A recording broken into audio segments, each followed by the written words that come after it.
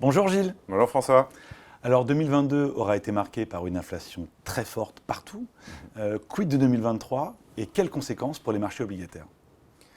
Alors aux États-Unis, le pic d'inflation est derrière nous depuis plusieurs mois. L'inflation est encore sur un niveau très élevé à 7,1%, mais elle est clairement orientée à la baisse. Le pétrole est déjà en baisse de plus de 5% sur un an glissant. Et cette baisse devrait s'accentuer. La trajectoire à court terme de l'inflation ne fait donc pas vraiment de débat. La question, c'est de savoir le niveau d'atterrissage de l'inflation sous-jacente, si on exclut l'alimentation et l'énergie. Là-dessus, la Fed nous dit 3,5% fin 2023.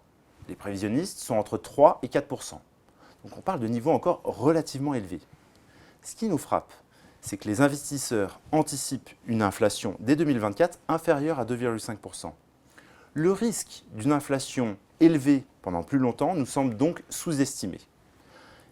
Dans un contexte de croissance qui est en dégradation, nous sommes donc très positifs sur les obligations indexées à l'inflation américaine, qui offre aujourd'hui un taux réel de 1,5%, ce qui est un niveau élevé d'un point de vue historique.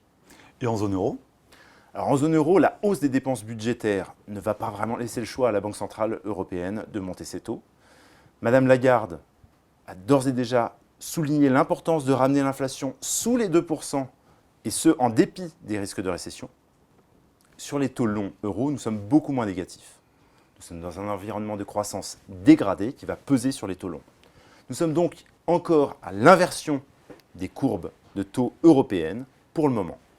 Maintenant, en fin d'année, on peut imaginer une repentification car nous sommes actuellement sur des niveaux déjà très inversés. Merci beaucoup Gilles. Achat d'obligations indexées sur l'inflation américaine donc.